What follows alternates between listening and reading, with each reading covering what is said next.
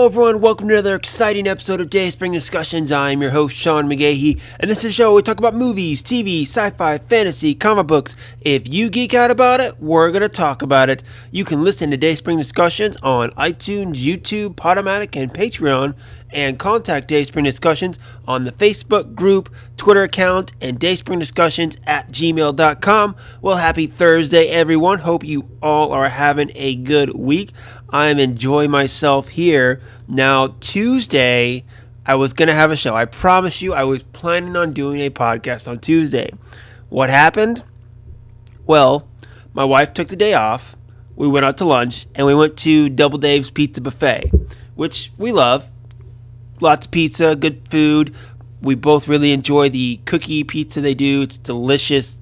Highly recommend it. And I got back, and I was stuffed. Completely stuffed. So instead of doing a podcast, I took a nap while watching Mystery Men. Yes, the classic film Mystery Men on TV.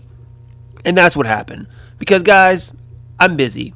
And this podcast, as much as I love doing it, is kind of last on my priority list. I have a full-time job, a full-time family. I got to make sure my lawn is mowed decently. So as far as priorities, podcasts are, right down there with exercise for me. So I have maybe about an hour window where I can do this. And sometimes it doesn't work out. And Tuesday it didn't work out. Today it does. It's just the way of it, guys. But, I'm here, so let's get into some news. Okay, starting off, I'm going to go with the latest stuff. So a new trailer for the film Mowgli, Legend of the Jungle, was just released by Netflix. Now, the film is being directed by motion capture star Andy Serkis and is set to come out December 7th on Netflix. Now, originally, I think this film was set to come out in theaters, but because of the success of the other Jungle Book film, directed by Jon Favreau, Warner Brothers probably didn't want to compete with it. The Jon Favreau film, very delightful. I'm not a big fan of the Jungle Book myth. I think it's okay, but I'm not all about it like I am, say, Peter Pan or King Arthur or anything like that. So they decided to release it on Netflix instead of theaters, which I think was fine. That's okay. So this trailer gives us a little bit more of the story. Of course, the classic Mowgli, raised by wolves and then is being threatened by Shere Khan, gets help from his friends like Bagheera and Baloo, and eventually finds his way back into the world of man. Now, when you have two films like this that come out very close together, you have to differentiate them. And I think just based off this trailer, they do that very different from the Jon Favreau version. From this version, it looks like Mowgli's going to find his way into the human world, not at the very end of the story, but maybe the middle or towards the beginning, and then he has to choose between the two worlds, whether it be the jungle or the human world. And honestly, that's a good angle to take that I think is definitely different from the Jon Favreau version. And if they didn't do that, if they just went with straight Jungle Book and the story wasn't that different from the Jon Favreau version or the Disney version or the original version, whatever, I think it would have hurt it. But the fact that they're maybe doing a little different story-wise from the Favreau or Disney version, I think does help it. Now, much like the Disney live action, it does have a great cast of voice acting. You got Christian Bale as Bagheera, Benedict Cumberbatch as Shere Khan, Cate Blanchett as Kaa. Andy Serkis himself is doing the voice of Baloo. Now, American star Matthew Rice is going to be playing a character known as John Lockwood. We see him as maybe the main human character in this story. He's a great actor. I like The Americans. It was one of those shows I really couldn't get into, but I respect it. I know it's good. Now, the main kid, Rohan Chand, I know I mispronounced that, who's doing Mowgli, the main thing I've seen him in is actually that Jason Bateman film, Bad Words, about the spelling bee. If you've ever seen that, it's a little charming little film. So this kid's going to be leading the pack of this. It looks like, of course, they're still going with all the CGI. I don't know if it's going to be as much CGI as we saw in the Jon Favreau version, mainly because we have more humans in this film than we did in the Disney version, which is fine.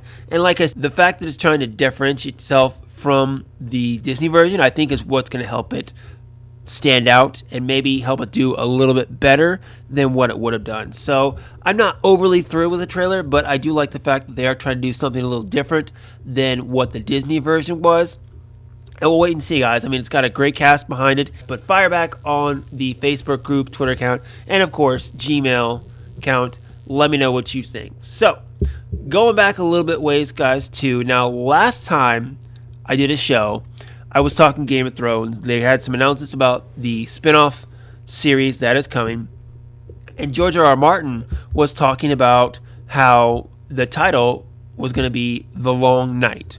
Well, Mr. Martin came back and actually retracted that, saying that's what he wants it to be called, but it's not actually called that. So, just a little quick thing there that Martin, creator of the Game of Thrones series, wants it to be called that, but that is not the official title, so we'll retract that. Speaking of titles, the Deadpool 2 PG-13 version that is set to come out December 12th in theaters has got a title. Once Upon a Deadpool is going to be the name of this. So what they're doing, I guess, is taking Deadpool 2, very raunchy, very violent, rated R film, and made a PG-13 version that'll run during Christmas. Now, Ryan Reynolds himself said that they actually shot a couple other things that was on top of the original film to, give it like extra spice or whatever.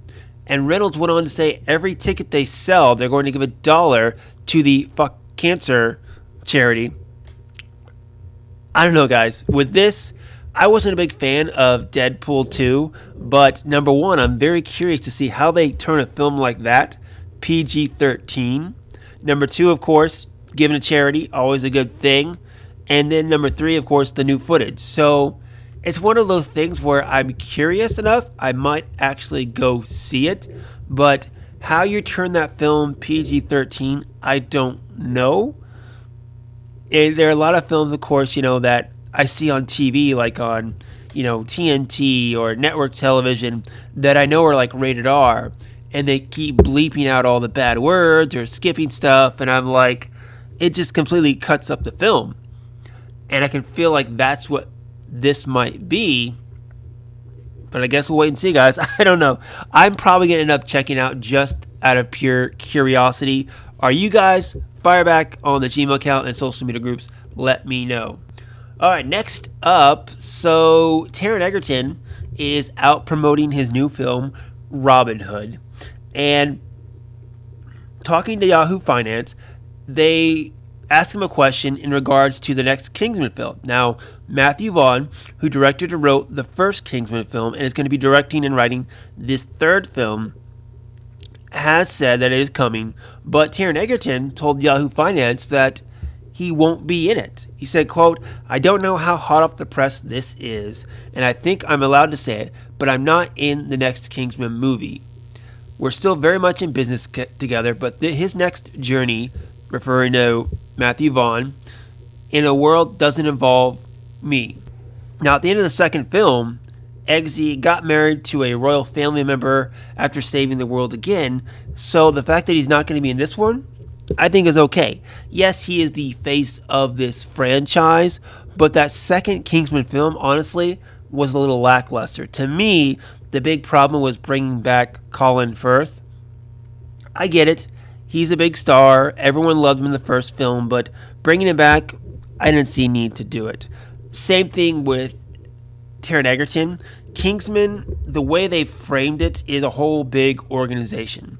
So you can keep focusing on one character, that's fine, but I think it'd be a neat idea to, again, expand out, look at other characters in the Kingsman organization, bring us new blood, maybe rejuvenate the franchise just a little bit. So as much as I enjoy Taron Egerton in these films, I think it's all right that he's not coming back. I think it's fine to retire the character of Eggsy. Now, mentioning him or maybe even giving a brief cameo, I'd be fine with that. But Egerton saying he's not coming back actually gets me more excited about new possibilities that they can do with the franchise. All right, so last story of today, I'm going to cover this. Just came out a little while ago. Netflix is looking to expand its global market, and first time ever going to be creating content for the Asian market. Now, it's said that they have 5 anime series in production, 2 Thai language originals, and 1 Chinese language original. Now, of the 5 titles, 2 are based on established science fiction titles, one of them being Pacific Rim and the other one Altered Carbon. Now, of course, Pacific Rim having 2 live action films out, one of them being directed by Guillermo del Toro, the other one, we'll not mention that one because honestly, Pacific Rim Uprising had John Boyega in it, and they tried, and honestly, it wasn't the best. The first Pacific Rim, I still love. I think it's a great film to watch, very fun. The second one, it's a little lackluster for me. I don't see myself ever doing it again. But, again, what Del Toro set up in this world could be interesting. And, of course, doing animation, it's always fun to do animation versus live action because you're not limited by budget. With anime, it's your imagination that's going to limit you, and it can sometimes lead to some really good storytelling when you're not limited by budget and the fact that something is live action and you need to bring CGI characters and all this stuff into it. So the fact that it's going to be anime gets me excited. However, I'm not a big fan of the anime genre. I've tried several times in my life to get into anime. You know, I watched Akira, I've checked out Dragon Ball Z, all the classic stuff, and I just can't get into it. However, I enjoy Pacific Rim and Altered Carbon. I'm going to check them out, at least try to check them out, and hopefully I'll enjoy it. Now, the Pacific Rim one, they said the story is going to be described as an idealistic teenage boy and his naive sister who pilot an abandoned Jaeger across the hostile landscape in search of their missing parents.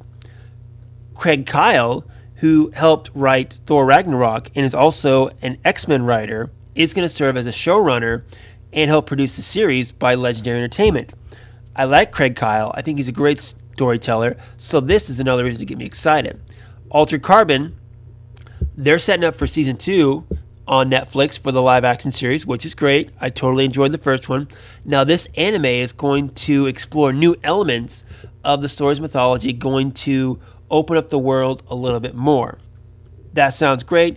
Again, Altered Carbon, one of those worlds that I think you can go beyond what we've been told with one character and see what else is out there, what else is going on in this science fiction realm. So both of these I'm excited about because of the new stories. I am going to check them out, even though I'm not a fan of anime style. There's some anime that I do like. There's some that, I will enjoy, but for the most part, I can't get into a lot of it. And again, it's not a slam on the genre. It's just my own personal taste and what I like, and sometimes I'm weird like that. But I am excited for these. I am going to check them out. It is said to debut sometime in 2019 in Asia, so who knows, we're going to get them in the U.S., hopefully around the same time. And of course, you got to give me some subtitles or even an English dub because I'm a horrible American who is really lazy about that stuff. But all right, guys, that is it for me today. Time for you to fire back on the social media groups and, of course, Gmail account. Let me know what you think about the topics I have discussed. That's going to be it for me today, guys. Until next time, may the force be with us all.